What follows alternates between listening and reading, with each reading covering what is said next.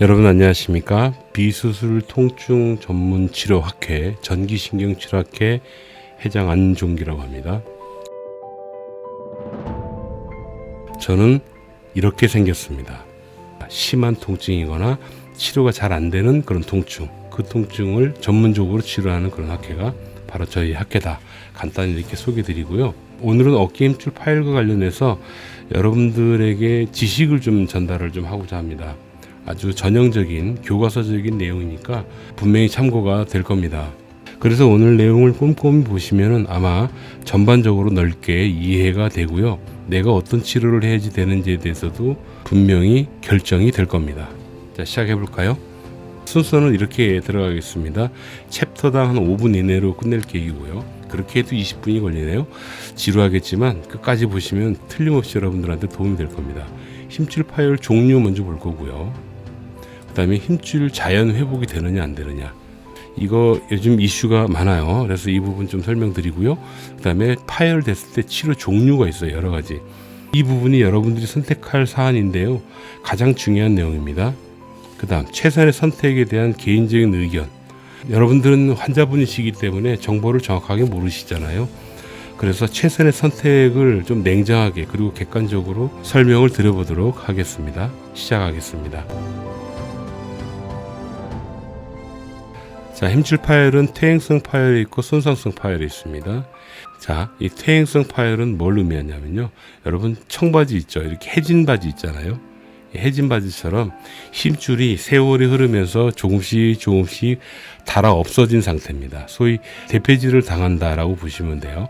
힘줄이 점점 얇아지죠. 조금 구체적으로 좀 말씀을 드리면 이 그림은 어깨의 극상근이라고 힘줄 파열이 제일 잘 일어나는 근육만 제가 빼놨는데요. 바로 이 모양입니다. 이렇게 어깨에 붙어 있어요.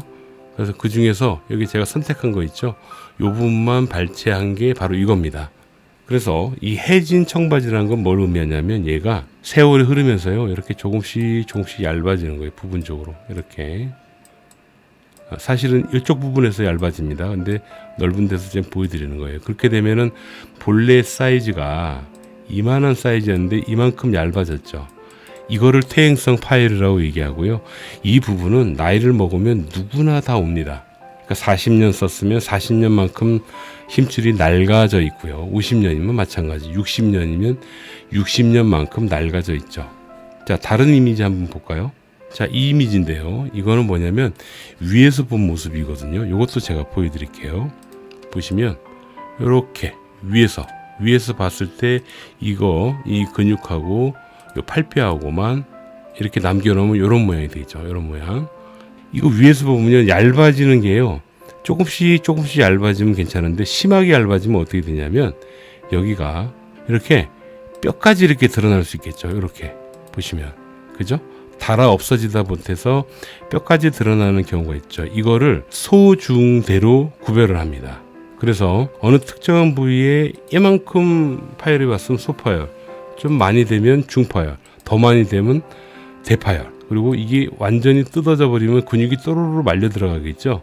그거를 완전 파열이라고 얘기를 합니다. 자, 이제는 여기 위에 이미지를 보실 건데요. 이 위에 이미지에서 보면요, 파열이 많이 되긴 했는데 아직 이 부분이 남아 있잖아요. 이 부분이 남아 있는 경우는 뼈가 드러나지 않았죠. 그래서 부분 파열이 몇 % 정도 되었다. 그 얘기는 몇 % 얇아졌다. 그렇게 얘기를 하는 거고요. 이게 심해지게 되면 여기서 보시는 것처럼 이렇게 끊어져 나가는 거예요. 이게 완전 파열이라고 보시면 됩니다. 이 경우에는 수술을 해야지 됩니다. 다음으로 자연 회복되는 경우에 대해서 좀 말씀을 드리겠습니다. 이게 참 요즘 말이 많아요.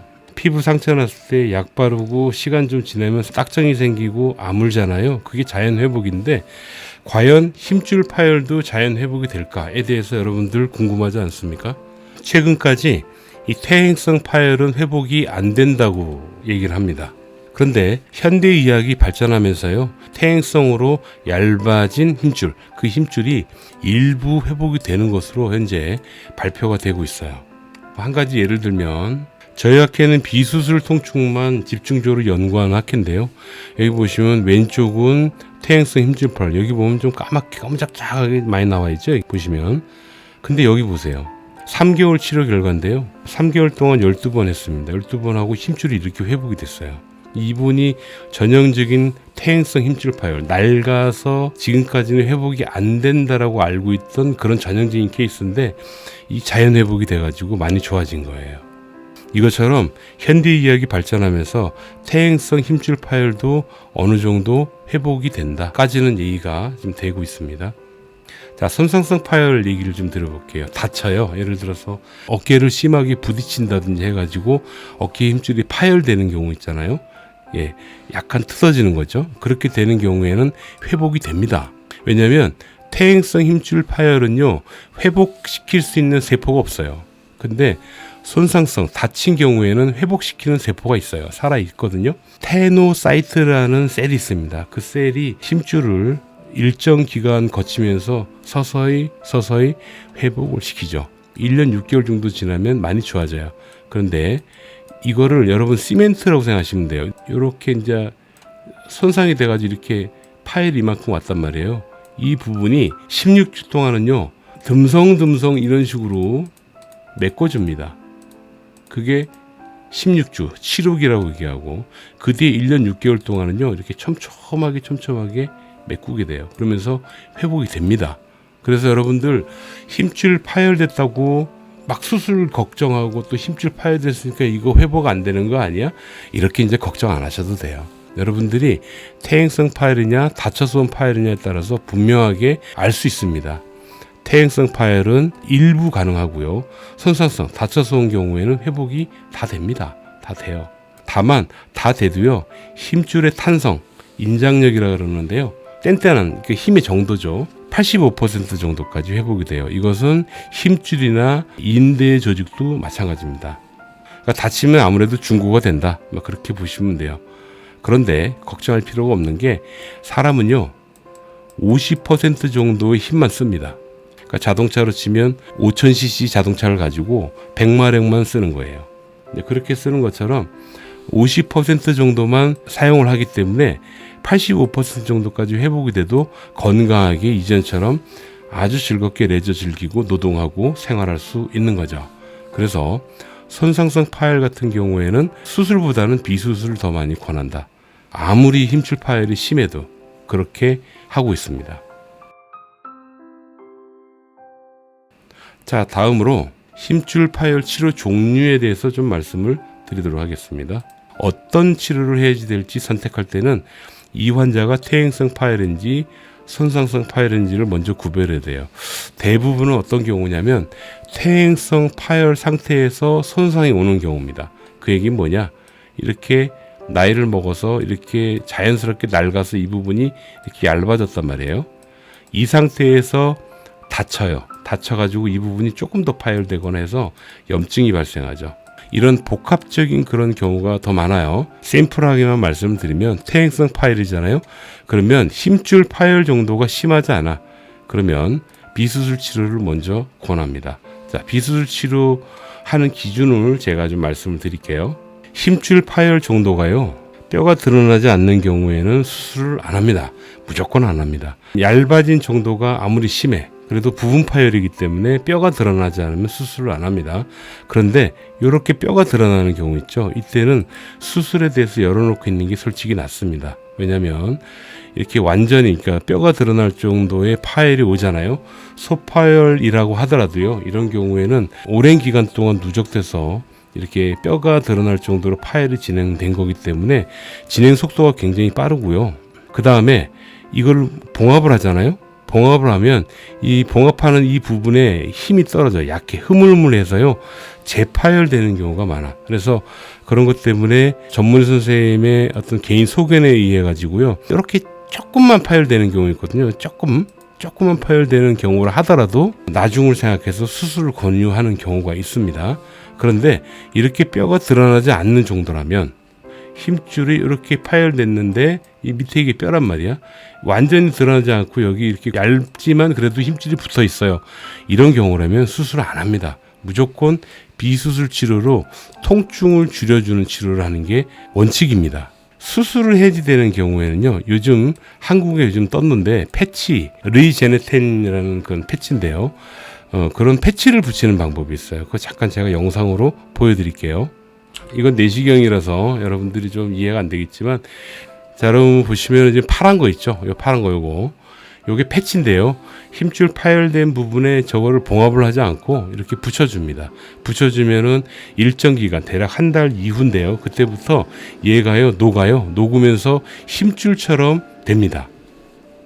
그게 이제 패치 방법인데, 미국에서는 뭐 한참 오래전부터 사용됐는데, 한국에는 최근에 이제 많은 병원에서 시행을 하고 있는 걸로 알고 있습니다. 많이 떠 있어요. 여러분들 그 유튜브에서 힘줄 파열 패치라고 확인해 보시면 알 겁니다. 다음 봉합술은 뭐 다들 아시는 건데 그냥 실로 꼬매주는 거죠. 그래도 혹시 모르니까 잠깐 보여드릴게요. 지금 보시는 것처럼 이렇게 봉합을 하죠. 쭉 잡아 당기는 거예요. 그래서 끊어지지 않도록 쭉 잡아 당기는 겁니다. 지금 보시는 것처럼 이게 봉합술입니다. 그런데 요즘은 어떻게 하냐면요, 정도가 심하잖아요. 그러면 봉합을 하고 그 위에 패치를 붙이는 그런 수술을 하는 경우도 있습니다. 두 가지를 같이 한다는 얘기죠. 그래서 수술할 정도가 아니라면, 그러니까 소위 완전히 뼈가 드러날 정도의 파열만 아니라면 무조건 여러분들 비수술이 나요. 그리고 야, 이건 수술해야 되겠다 판단되는 경우에는 봉합술을 하거나 패치 수술을 하거나 혹은 이 두 가지를 동시에 하거나 이런 식으로 해서 옛날보다 수술이 굉장히 좋아졌어요. 반면에 손상성 파열은요, 완전히 뼈가 드러날 정도로 파열이 심한 경우가 아니라면 무조건 비수술 치료입니다.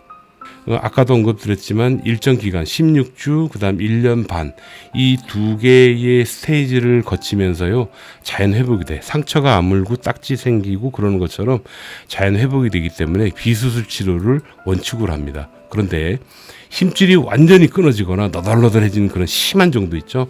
그때는 수술을 합니다. 근데 대부분은 다쳐서 오는 파열 같은 경우에는 완전히 너덜너덜하게 심하게 파열이 오는 경우가 거의 없어요. 진짜 거의 없습니다. 그래서 대다수 어깨를 다쳐서 파열이 온 경우 있죠. 그런 경우에는 수술하지 않고 비수술 치료와 재활 이 두 과정을 거치게 되는 거예요. 자, 여러분들을 위한 최선의 선택입니다. 퇴행성 파열이건 손상성 파열이건 상관없습니다. 심한 파열, 뼈가 드러날 정도의 파열만 아니라면 수술할 필요 없어요. 절대. 제발 수술부터 덜컥 선택하지 마세요. 제가 보는 어깨 환자의 주로 대부분은요, 수술 후 통증 혹은 수술 후 재발돼가지고 고생하는 환자분들이 대부분입니다. 참 많아요. 근데 환자분들은 이런 착각을 하시는 것 같아요. 수술이 가장 좋은 치료법이라고 생각하는 것. 두 번째는 뭐냐면 수술하면 새 것처럼 될 것이다 라고 생각하는 것. 이 두 가지는요, 수술을 쉽게 선택하는 그런 원인 같아요. 물론 수술해서 나쁠 건 없어요. 그런데 절대적으로 수술해야 되는 경우, 뼈가 훤히 드러날 정도로 심한 파열, 그 경우에 수술 고려해봐야 되거든요. 그런 경우가 아니라면 수술은 해도 되고 안 해도 되는 선택적인 거고요. 무진장만이 심하게 파열이 됐다, 그때는 수술이 무조건 해야 되는 절대적인 처치가 되는 거예요. 그리고 정말 중요한 게 있어요. 이 아픈 거 조절. 여러분들은 어깨가 아파서 병원을 갔을 거 아니에요. 가봤더니 힘줄 파열 상태를 보신 거예요. 구조적인 문제를 발견했다는 얘기죠. 그런데 중요한 건 여러분들 아프단 말이야. 아픈 거를 없애기 위해서 여러분 가신 거 아니겠어요? 그런데 아이러니컬하게도요, 통증 조절은 비수술만 됩니다. 오히려 수술하면요, 수술 후 통증이 생기거든요. 회복돼야 되니까 염증도 생기고 그래서요, 통증이 더 생겨요. 오히려. 그런데 이렇게 통증이 더 생김에도 불구하고 수술을 왜 하느냐? 힘줄이 완전히 끊기면 기능적인 장애가 오고 더 나쁜 상황으로 가기 때문에 그런 부분을 미리 예방하고자 수술을 하는 거지, 이거 한다고 해서 아픈 거 싹 다 가라앉고 새 것처럼 건강하게 되는 게 아니란 얘기예요. 결국 여러분들은 아픈 부분은 나중에 수술을 하건 하지 않건 비수술로만 가능하게 될 겁니다. 이거는 100%입니다. 현재 그렇게 치료 프로토콜이 진행되고 있어요. 자, 오늘 제가 좀 가능하면 좀 쉽게 설명을 좀 드려보려고 애를 썼는데요. 여러분 어떠십니까? 여러분들은 힘줄 파열이 심합니까? 뼈가 드러날 정도라고 얘기합니까? 그러면 수술에 대해서 진지하게 고려를 해보는 것도 중요해요. 그런데 뼈가 드러날 정도로 힘줄 파열이 되었다 하더라도 그게 심하지 않게 조금 뼈가 드러났다. 그럼 그런 경우에는 우선 비수술로 먼저 처치를 하고 그래도 회복이 안 되면 수술을 하는 게 더 낫습니다. 손상성 파열도 마찬가지입니다. 다만 손상성 파열은 퇴행성 파열에 비해서 자연 회복이 100% 된다. 이 점에서 장점이 있는 거지 파열 정도가 심하다 그러면 얘도 마찬가지로 수술에 대해서 열어놓고 하는데 극히 드물다. 이 점만 알고 계시면 좋습니다. 여러분들은 잘 이해가 안 되시겠지만 여러분들이 통증이 있어요. 치료가 어떻게 되냐면요. 우선 비수술 치료를 합니다. 통증 치료를 한다는 얘기예요. 안 아파야지 되거든요. 염증을 줄이는 게 제일 중요해요. 그리고 재활 합니다. 이렇게. 이게 기본 툴이에요. 기본 툴. 그런데 통증이 있어서 여러분들이 병원에 갔는데 사진 찍어보니까 힘줄 파열이 심각해. 그럼 요 사이에 뭐가 들어가냐면 수술을 추가로 해주는 거예요. 이해되십니까? 수술을 통해서 힘줄 파열 더 심각해지는 걸 예방하기 위해서 구조적인 문제를 수술로 해결하고 그 다음에 비수술로 통증치료, 재활 이렇게 가는 겁니다. 이해가 되셨으면 좋겠어요. 수술은 정도가 너무 심해서 추가로 하는 거지 수술이 가장 좋은 치료법은 아니다. 이 점 여러분들한테 말씀드리고 수술에 대해서 좀 신중하게 생각하시고 파열 정도가 심하지 않다면 가능하면 비수술로 해결할 수 있는 그런 병원을 찾아서 제대로 치료 받으시기 바랍니다. 현대의학이 많이 발전해서요. 비수술로 통증 조절을 굉장히 쉽게 합니다. 아무리 길어도요. 2달을 안 넘깁니다. 2달. 좀 참고하시고 비수술로 제대로 치료하는 병원 저 개인적으로는 저희 학회 선생님들을 많이 추천을 합니다. 아주 적극적으로 여러분들한테 돈 바가지 안 씌우고요. 아마 제대로 치료해 줄 겁니다. 전국에 계시는데요. 혹시 이분들한테 한번 치료 받아보고 싶다 라고 생각이 된다면은 아래 댓글을 달아주세요. 그러면 저희 스텝 선생님들이 여러분 거주하는 지역 가까운 곳에 있는 병원 찾는 방법을 알려줄 거예요. 댓글을 달 때 물론 여러분 거주하는 지역을 꼭 작성을 해주시고요. 기왕이면 제가 그 돈 벌려고 유튜브 하는 거 아니거든요. 그러니까 좋아요, 구독 한 번씩 눌러주셔가지고 더 좋은 정보, 더 정확한 정보를 계속해서 여러분들한테 알려드릴 수 있도록 힘을 좀 넣어주시면 좋겠습니다. 여기까지입니다. 여러분, 낡어도 내 거가 낫습니다. 이건 제가 옛날에 방송에 나가서 한 말인데요. 그게 사실인 것 같아요. 수술 안 한 분이 훨씬 더 건강하게 사는 거를 최근 10수년간만 봐도 알 수 있습니다. 수술한 사람보다요. 수술 안 한 사람이 훨씬 더 건강하게 살더라고요. 여러분, 여기까지입니다. 건강하시고요. 감사합니다.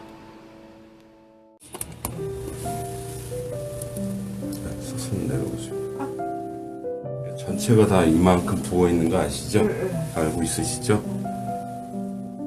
그럼 올려보세요. 단일도 안 움직여진다 그죠? 여기 겨드랑이 살짝 벌려봐요. 내리고 한번 쭉 올려보세요. 쭉 귀까지 번쩍 쭉. 그렇지. 이때 괜찮으시죠 지금? 네, 내려보시고 이렇게 해서 한번 옆으로 올리는 거 한번 해보시죠. 쭉 귀까지 쭉 올려보세요. 쭉 귀에 바짝 붙여보세요. 요것도 좀 어떠세요? 몸이 도는 게 괜찮으시죠? 네, 내려보시고 어제랑 비교하면 좀 어떠세요? 아니 좋죠. 어제는 팔도 못 드셨지? 아무것도 못했잖아요. 여기서 아무것도 못했잖아요. 그러니까요. 고생하셨고요.